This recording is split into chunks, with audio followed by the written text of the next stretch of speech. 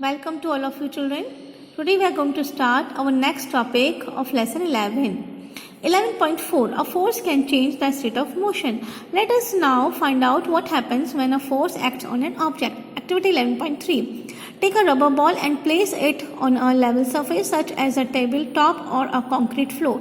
Now gently push the ball along the level surface. Figure 11.6 Does the ball begin to move? Push the ball again while it is still moving. Is there any change in its speed?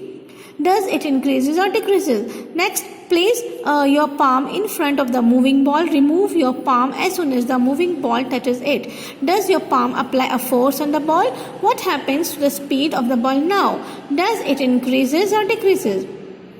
What would happen if you let your palm hold the moving ball? Children, see figure 11.6. A ball at rest begins to move when a force is applied on it. हम एक game खेलते हैं जो normally आप सब खेलते हैं कि एक जो टेबल्स की सरफेस है या फिर एक कंक्रीट फ्लोर है उस पर अगर आप एक बॉल को पुश करते हैं, एक बॉल को थ्रो करते हैं तो वो मूव होना स्टार्ट हो जाती है, ठीक है ना। जब वो मूव होती है धीरे धीरे तो उस समय स्टार्टिंग कंडीशन में उसकी स्पीड ज़्यादा होती है, लेकिन धीरे धीरे उसकी स्पीड डिक्रीज होना स्टार्ट हो जाती है। लेकिन वहीं अगर आप अपने पाम के थ्रू, देखिए इस कंडीशन में आप अपने पाम के थ्रू बॉल को फ्लोर पे हिट करते हैं, कंटिन्यूटी में आप हिट करते रहते हैं, यानी कि आप उसको उस पर फोर्स अप्लाई करते रहते हैं, तब क्या होगा, उसकी जो स्पीड है वो डिक्रीज नहीं होगी क्योंकि आप कंटिन्यूटी में उस पर फोर्स अप्लाई कर रहे हैं, ठीक है। कब तक? जब तक कि आप उसको अपने पाम में वापस बॉल को होल्ड ना कर लें। अगर आप उसको होल्ड कर लेंगे तो उसकी स्पीड 0 हो जाएगी क्योंकि वो रेस्ट कंडीशन में आ जाएगी, रेस्ट पोजिशन में आ जाएगी। You might recall similar situations. For example, while taking a penalty kick in football, the player applies a force on the ball. Before being hit, the ball was at rest and so its speed is 0. The applied force makes the ball move towards the goal. Children, से यहाँ पर दूसरा एक example दे रखा है कि suppose football game में अगर एक पेनल्टी किक प्लेयर थ्रो करता है तो उस कंडीशन में क्या होता है कि वो बॉल पे फोर्स अप्लाई करता है, ठीक है ना। तो हिट करने से पहले जो बॉल होती है वो क्या होती है, अपनी रेस्ट पोजिशन में होती है, यानी कि उसकी स्पीड क्या होती है, 0। Clear children. लेकिन जैसे ही वो उसको हिट करता है, उस पर फोर्स अप्लाई करता है, जो बॉल है वो गोल की तरफ मूव होना स्टार्ट होती है। सपोज द गोलकीपर डाइव्स और jump up to save the goal. By his action the goalkeeper tries to apply the force on the moving ball.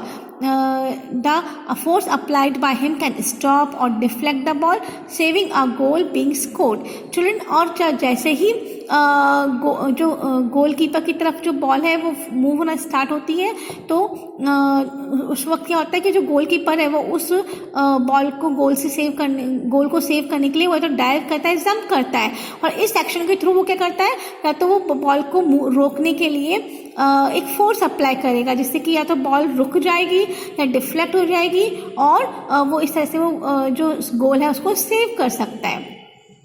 If the goalkeeper succeed in stopping the ball, its speed decreases to 0. Again, अगर goalkeeper ने ball को रोक लिया तो फिर again जो ball की speed है वो 0 हो जाएगी, यानी कि जब गोल के लिए बॉल को हिट करा गया उससे पहले उसकी स्पीड 0 थी क्योंकि वो रेस्ट कंडीशन में थी। जैसे उस बॉल को हिट करा गया वैसे ही वो जो बॉल है वो स्पीड में आई है ना, मोशन में आई, और फिर वापस अगर गोलकीपर ने उसको वापस होल्ड कर लिया बॉल को गोल से बचाने के लिए तो अगेन उसकी स्पीड है बॉल की वो वापस कैसे हो गई, 0, क्योंकि वो वापस रेस्ट पोजिशन में आ गई। These observations suggest that a force applied on an object may change its speed. If the force applied on an object is in the direction of its motion, the speed of the object increases. If the force is applied in the direction opposite to the direction of motion, then it results in decreasing in the speed of the object. So children, ये जो observation है इससे ये prove होता है कि जो force है it may change its speed. कोई भी ऑब्जेक्ट है उसकी स्पीड फोर्स से चेंज हो सकती है। फॉर एग्जांपल, अगर अपन सपोज इस डायरेक्शन में कोई ऑब्जेक्ट मूव कर रहा है, ठीक है, और अपन इसी डायरेक्शन में फोर्स अप्लाई कर रहे हैं तो उससे उसकी स्पीड क्या होगी, इंक्रीज होगी। लेकिन अगर कोई ऑब्जेक्ट इस डायरेक्शन में मोशन कर रहा है और अपन इसके ऑपोजिट डायरेक्शन में फोर्स अप्लाई कर रहे हैं तो उससे क्या होगा, उसकी स्पीड डिक्रीज हो जाएगी। ओके चिल्ड्रन, फॉर एग्जाम्पल यहाँ पर हम देख रहे हैं कि एक जो बॉय है वो एक गेम खेल रहा है, टायर को पुश कर कर उसको मूव कर रहा है ना। तो अगर वो कंटिन्यूटी में इसकी स्पीड अपन को इंक्रीज करनी है तो कंटिन्यूटी में उसको अपन को टायर को उसको पुश करना पड़ेगा एक रॉड से, किसी भी चीज़ से, जिससे कि वो उसकी स्पीड कंटिन्यूटी में इंक्रीज होती रहे। सो वो सपोज करिए कि इस डायरेक्शन में टायर मूव कर रहा है, तो ये जो बॉय है ये इसी डायरेक्शन में इसको हिट कर रहा है या पुश कर रहा है, जिससे कि इसकी स्पीड क्या होगी, इंक्रीज होगी। लेकिन अगर यही इस डायरेक्शन में टायर मूव करता और इसके ऑपोजिट डायरेक्शन में अगर फोर्स अप्लाई होता तो इसकी स्पीड क्या होती, टायर की डिक्रीज हो जाती। Pahili is curious to know whether application of a force can only change the speed of an object. Let us find out. Activity 11.4. Take a ball and place it on a level surface as you did in activity 11.3. Make the ball move by giving it a push, figure 11.8a. Now place a ruler in its path as shown in figure 11.8b. In doing so, you would apply a force on moving the ball. Does the ball continue to move in the same direction after it strikes the ruler? Repeat the activity and try to obstruct the moving ball by placing the ruler in such a way that it makes different angles to its path. In each case, note your observation about the direction of motion of the ball after it strikes the ruler. See children, figure 11.8a. A ball set in motion by pushing it along a level surface. इसमें हम एक जो ball है उसको किसी भी surface पे उसको अगर हम कंटिन्यूटी में पुश करेंगे विदाउट पाम, तो वो कंटिन्यू मोशन में रहेगी, है ना। कब तक, जब तक हम उसको पुश करते रहेंगे। लेकिन वहीं अगर हम उसको यहाँ से यहाँ पर इस डायरेक्शन में हम उसको पुश कर रहे हैं, सी 11.8b है ना, सपोज हमने उसको इधर इस बॉल को पुश करा तो, और हमने यहाँ पर इसके जो पाथ है इसमें एक रूलर या कोई भी ऑब्स्टिकल इसमें यहाँ पर रख दिया, तो ये क्या करेगी, यहाँ से हिट होगी, टकराएगी, और जैसे ही टकराएगी वैसे ही क्या होगा, इसका जो डायरेक्शन है मोशन का वो चेंज हो जाएगा। ठीक है, इस तरीके से हम अलग अलग डायरेक्शन में बॉल को थ्रो करेंगे और अलग अलग डायरेक्शन में कोई भी स्केल या ऑब्स्टिकल सरफेस को रखकर और उसको नोट करेंगे कि हर बार जैसे जैसे वो इससे स्ट्राइक होगी वैसे वैसे उसका डायरेक्शन बॉल का चेंज हो जाएगा। Let us consider some more examples. In a game of volleyball, players often push the moving ball to their teammates to make a winning move. Sometimes the ball is returned to the other side of the court by pushing or smashing it. In cricket, a batsman plays his or her shot by applying a force on the ball with the bat. Is there any change in the direction of motion of the ball in these cases? In all these examples, the speed and direction of the moving ball change due to the application of a force. Can you give a few more examples of this kind? Children, यहाँ पर हम दूसरे और example लेते हैं। Like volleyball players जो होते हैं वो जो बॉल है उसको मूव करते हैं, पुश करते हैं, जिससे कि बॉल मूव हो और अपना जो गेम है वो विन करने के लिए, जीतने के लिए, है ना। तो अपने टीममेट्स को जो बॉल है वो पुश करके उनको बॉल देते हैं जिससे कि वो विन हो सके। तो इससे क्या होता है, क्या पुश करने से बॉल के डायरेक्शन, उसका जो मोशन है, बॉल के मोशन का डायरेक्शन चेंज होता है? ऑब्वियसली होता है। कि सपोज करिए कि एक प्लेयर को इस डायरेक्शन से बॉल आ रही है ना, और वो उसको पुश करेगा, तो जरूरी नहीं कि बॉल इसी डायरेक्शन में जाए, बॉल किसी भी डायरेक्शन में वो बॉल को पुश करके मूव कर सकता है। पुश करने से क्या होगा, किसी भी ऑब्जेक्ट के मोशन का डायरेक्शन चेंज हो सकता है। इन द सेम वे एक क्रिकेट जो गेम है उसमें बैट्समैन है, जैसे ही बॉलर बैट्समैन को बॉल पास करता है, वैसे ही जब बैट्समैन बॉल को हिट करता है तो उससे क्या होता है कि बॉल का डायरेक्शन चेंज होता है, उसके जो मोशन होता है, बॉल के मोशन, उसका डायरेक्शन चेंज होता है। सो वी कैन से कि a change in either the speed of any object or its direction of motion or both is described as a change in its state of motion. Thus a force may bring a change in the state of motion of any object. तो children we can say कि जो change in state of motion है वो क्या होता है, जब कोई भी ऑब्जेक्ट है, ठीक है ना, उसकी या तो उसकी स्पीड में कोई भी किसी भी तरह का चेंज होता है, या उसके जो मोशन है उसका डायरेक्शन चेंज होता है। स्पीड में चेंज होना यानी कि स्पीड या तो किसी भी रीज़न से डिक्रीज या इंक्रीज होती है, या उसका मोशन सपोज अभी इधर है तो वो उसका मोशन का डायरेक्शन चेंज हो जाता है, या दोनों चीज़ें एक साथ अप्लाई होती है। इसको हम बोलेंगे change in its state of motion. और ये किससे होता है? फोर्स से। तो वी कैन से कि फोर्स से किसी भी ऑब्जेक्ट का स्टेट ऑफ मोशन हम चेंज कर सकते हैं या चेंज होता है। तो what is state of motion children? The state of motion of an object is described bye its speed and the direction of motion. Children, किसी भी ऑब्जेक्ट का जो स्टेट ऑफ मोशन है उसको हम कैसे डिस्क्राइब करेंगे? उसकी स्पीड से और उसका डायरेक्शन ऑफ मोशन से। कि सपोज कोई भी ऑब्जेक्ट किस स्पीड से वो मोशन कर रहा है और उसका मोशन का डायरेक्शन क्या है, ये सब उसका मोशन का स्टेट डिफाइन करता है। ठीक है, यानी कि उसकी स्पीड और उसका डायरेक्शन, किसका? किसी भी ऑब्जेक्ट के मोशन की स्पीड क्या होगी और मोशन का डायरेक्शन क्या होगा, ये उसका स्टेट ऑफ मोशन डिस्क्राइब करता है। The state of rest is described to be the state of zero speed. अब सपोज करिए कि कोई भी ऑब्जेक्ट रेस्ट कंडीशन में है, वो मोशन में नहीं है, तो वो क्या कहलाएगा? State of zero speed. उस वक्त उसकी स्पीड क्या होगी? जीरो होगी। An object may be at rest और in motion, both are its state of motion. It means कि जब भी कोई ऑब्जेक्ट रेस्ट में होता है या फिर मोशन में होता है, दोनों कंडीशन उस ऑब्जेक्ट का स्टेट ऑफ मोशन डिफाइन करती है। Does it mean that the application of force would always result in the change in its state of motion of the object? Let us find out. It is common experience that many a time application of forces does not result in a change in the state of motion. For example, a heavy box may not move at all even if you apply the maximum force that you can exert. Again, no effect of force is observed when you try to push a wall. Children, तो क्या हम ये कह सकते हैं कि हरदम force apply करने से किसी भी ऑब्जेक्ट के मोशन में चेंजेस होते हैं, उसकी स्टेट ऑफ मोशन चेंज होता है? ऐसा हरदम नहीं होता है, हर कंडीशन में नहीं होता है। अगर हम एक वॉल है उसको हम अगर पुश कर रहे हैं, है ना, तो हम अपना फोर्स उस पर अप्लाई कर रहे हैं, लेकिन उसका कोई भी उसकी स्टेट चेंज नहीं हो रही है। इन द सेम भी एक हैवी बॉक्स है, वो जब तक मूव नहीं करेगा जब तक कि हम उतना फोर्स ना अप्लाई कर दें उस पर जो उसको मूव करने में एबल है। तो जरूरी नहीं है कि हरदम फोर्स से किसी भी स्टेट ऑफ मोशन में चेंजेस आए। 11.5 force can change the shape of an object. Children, with the force we can change the shape of any object, like here table 11.2 given studying the effect of force on objects। यहाँ पर कुछ situation दे रखी है और उन पर कैसे force apply किया गया वो दे रखा है, उसका डायग्राम दे रखा है।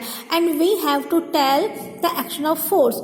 For example, change we have to mention here that change in state of motion वहाँ पर हो रहा है या नहीं हो रहा है, या उनमें चेंज इन शेप हो रहा है, या फिर दोनों ही हो रहे हैं। ठीक है, जरूरी नहीं है जब अपन कोई भी फोर्स अप्लाई करते हैं तो स्टेट ऑफ मोशन में चेंज आ सकता है या शेप चेंज हो सकता है, ये दोनों ही हो सकते हैं। तो यहाँ पर हम देखते हैं कौन सी कंडीशन किसमें अप्लाई हो रही है।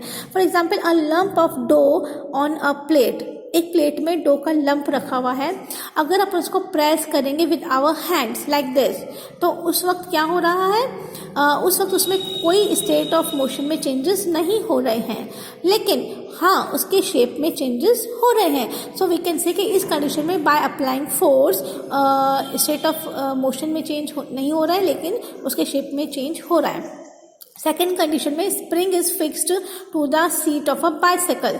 एक बाइसिकल है, उसकी जो सीट है उस पर अगर स्प्रिंग फिक्स्ड है, तो bye sitting on the seat क्या स्टेट ऑफ मोशन में चेंजेस हो रहे हैं? नो, इस कंडीशन में स्टेट ऑफ मोशन में कोई चेंजेस नहीं हो रहे हैं, लेकिन हाँ शेप में चेंज हो रहा है, क्योंकि जैसे ही उसकी सीट पर बैठा जाएगा उसकी सीट क्या होगी? प्रेस्ड हो जाएगी, तो उसके जो स्प्रिंग है उसके शेप में चेंजेस हो रहे हैं। नेक्स्ट कंडीशन में, a rubber band suspended from a hook nail और nail fixed on a wall. एक वॉल है, उस पर एक आयरन की नेल है, उस पर अगर हम एक रबर बैंड को हैंग करेंगे सस्पेंडेड फ्रीली, उसको फ्रीली ऐसे हैंग करके छोड़ देंगे, तो उसको हैंग करने पर उस पर अगर हम कोई वेट अप्लाई करेंगे या हाथ से उसको पुल करेंगे उसके फ्री एंड को, तब क्या होगा, तब उसकी obviously change in the state of motion. वो रबर बैंड यहाँ तक हैंग था, अपन उसको जैसे ही प्रेस करा उसके स्टेट ऑफ मोशन में चेंजेस आया और उसका शेप भी चेंज हुआ। तो दोनों कंडीशन एक साथ यहाँ पर इस कंडीशन में अप्लाई हो रही है by applying force. A plastic और metal scale placed between two bricks, यहाँ पर दो ब्रिक्स हैं, उसके बीच में अगर अपन एक प्लास्टिक स्केल को और मेटेलिक स्केल को इस तरह से रखते हैं और उसके बीच में अपन वेट रखते हैं, तब क्या होता है, ऑब्वियसली ये स्केल थोड़ा बेंड हो जाएगा वेट रखने से, है ना। तो इस कंडीशन में there is no state of motion, but obviously इसका जो शेप है स्केल का वो चेंज होता है।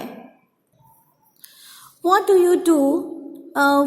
you conclude from the observation noted in table 11.2? 11.2. What happens when you apply a force on an inflated balloon by pressing it between your palms? What happens to the shape of a ball of dough when it is rolled to make a chapati? What happens when you press a rubber ball placed on a table? In all these examples, you saw that the application of force on an object may change its shape.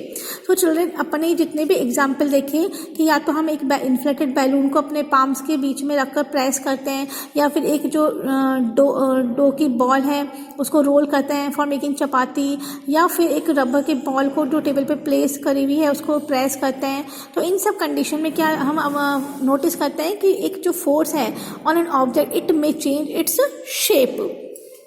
Having performed all the above activities, you would have realized that a force may make an object move from rest. So children, इन सारी activity से जो भी हमने अभी तक study करी उससे क्या हम रियलाइज करते हैं कि जो फोर्स है, फोर्स अप्लाई करने से क्या होता है, एक ऑब्जेक्ट जो कि रेस्ट में होता है वो फोर्स अप्लाई करने से हम उसको मूवमेंट में या मोशन में उसको ला सकते हैं। So it may make an object move from rest. Second, a force may change the speed of motion if it is moving.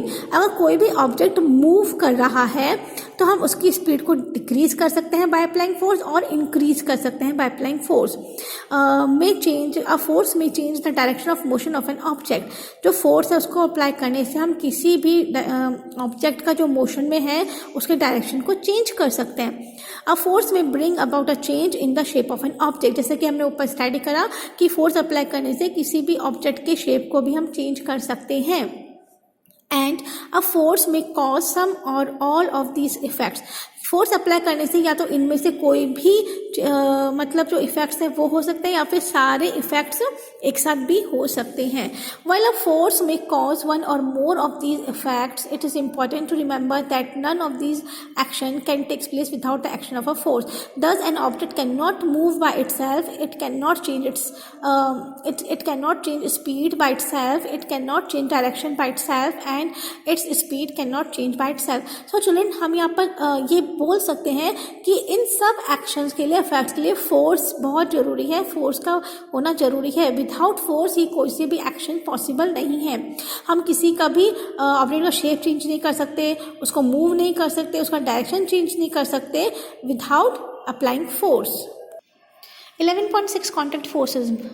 Muscular force. Can you push or lift a book lying on a table without touching it? Can you lift a bucket of water without holding it? Generally, to apply a force on an object, your body has to be contact with the object. The contact may also be with the help of a stick or a piece of rope. When we push on an object like a school bag or lift a bucket of water, where does the force come from? This force is caused by the action of muscles in our body. The force resulting due to the action of muscles is known as the muscular. So children, अगर हम किसी book को push कर रहे हैं, lift कर रहे हैं है ना, या फिर किसी बकेट को, वाटर से भरी हुई बकेट को अपन लिफ्ट कर रहे हैं, है ना, या विदाउट होल्डिंग इट, है ना, तो इन सब फोर्स को अप्लाई करने में हमारी जो बॉडी है उसको उन सब ऑब्जेक्ट के साथ कांटेक्ट रखना पड़ता है, उस ऑब्जेक्ट के साथ। सो जो हमारी बॉडी है उसको या तो रोप के साथ उस बकेट को हम सपोज हम कुएं में से या वेल में से हम उसको पानी को हमको भरना है ना, तो हम अगर उसमें एक जो बकेट है उस with the help of bucket अगर हम पानी भर रहे हैं तो with the piece of rope हमारी बॉडी उससे कांटेक्ट में है, ठीक है, या फिर स्टिक या किसी भी रीज़न से, तो वी कैन से कि ये जो फोर्स अप्लाई हो रहा है ये कैसे हो रहा है, by the action of our muscles, हमारी जो बॉडी के मसल्स हैं उनकी हेल्प से ये फोर्स अप्लाई हो रहा है। और क्योंकि हमारी जो बॉडी के मसल्स हैं उनकी वजह से ये फोर्स अप्लाई हो रहा है, दैट इज़ वाई इसको हम बोलेंगे मस्कुलर फोर्स। क्योंकि यहाँ पर हम है ना बुक को लिफ्ट या पुश कर रहे हैं तो हमारी बॉडी के मसल्स वर्क कर रहे हैं, हमारी बॉडी उसके कांटेक्ट में है ना, ठीक है, ऑब्जेक्ट के। इन द सेम वे जो बकेट है जिसमें वाटर फिल है उसको अगर हमने होल्ड कर रखा है तो हमारी बॉडी अगेन इसके ऑब्जेक्ट के कांटेक्ट में है, तो और हमारी जो बॉडी उसको होल्ड करिए, लिफ्ट करिए, किसकी वजह से करिए, with the help of our muscles force apply हो रहा है, that is why these forces are known as muscular force. It is the muscular force that enables us to perform all the activities involving movement or bending of our body. In class 7th, you have learned that in the process of digestion, the food gets pushed through the alimentary canal. Could it be a muscular force that does it? You also know that the lungs expand or contract while we inhale and exhale air during breathing. Where are these muscles located which make breathing possible? Can you list a few more examples of the force exerted by our muscles, by the muscles in our body? Children, जो muscular force है वो हमारी body की कई activities को perform करने में हमारी हेल्प करता है, जैसे कि हमारी बॉडी का मूवमेंट, हमारी बॉडी को हम जो बेंड कर सकते हैं, है ना, और जो ऊपर हमने एग्जाम्पल्स देखे, बुक को लिफ्ट करना, बकेट को होल्ड करना, लाइक दिस, और भी कई example. In the same way हमने क्लास 7th में स्टडी की थी कि in the process of digestion जो एलिमेंट्री कैनाल में हमारा फूड पुश्ड होता है उसमें भी मस्कुलर फोर्स अप्लाई होता है, हमारी बॉडी के जो मसल्स हैं वो हेल्प करते हैं। एंड जो पल्मोनरी मसल्स हैं, है ना, वो भी हेल्प करते हैं किसमें, लंग्स जब एक्सपेंड और कॉन्ट्रैक्ट होता है, जब हम इनहेल और एक्सहेल करते हैं ड्यूरिंग ब्रीदिंग, तो उसमें हमारे बॉडी के जो पल्मोनरी मसल्स हैं वो हमारी हेल्प करते हैं इन, है ना। तो in the same way animals also make use of muscular force to carry out their physical activities and other tasks. Animals like bullocks, horses, donkeys and camels are used to perform various tasks for us. In performing these tasks, they use muscular forces. Figure 11.9. Children, in the same way जो animals हैं जैसे कि bullocks हो गए, horses, donkey's, camels etcetera, वो भी हमारे लिए कई फंक्शन परफॉर्म करते हैं, उसमें वो अपनी बॉडी का जो मस्कुलर जो फोर्स अप्लाई करते हैं बॉडी के मसल्स है, सो वी कैन से कि वो मस्कुलर फोर्स अप्लाई करते हैं। Okay children, since muscular force can be applied only when it is in contact with an object, so it is known as contact force. Are there other types of contact forces? Let us find out. Children, तो ये जितने भी forces हमने देखे muscular forces, इसमें हमारी body का object के साथ कांटेक्ट होना बहुत जरूरी है, तभी वो muscular force अप्लाई होगा। और क्योंकि ये कॉन्टेक्ट से फोर्स होता है, that is why it is also known as contact force. तो इस तरह के और कौन कौन से कॉन्टेक्ट फोर्स हैं चिल्ड्रन, ये अब हमारे नेक्स्ट सेशन में स्टडी करेंगे। Thank you.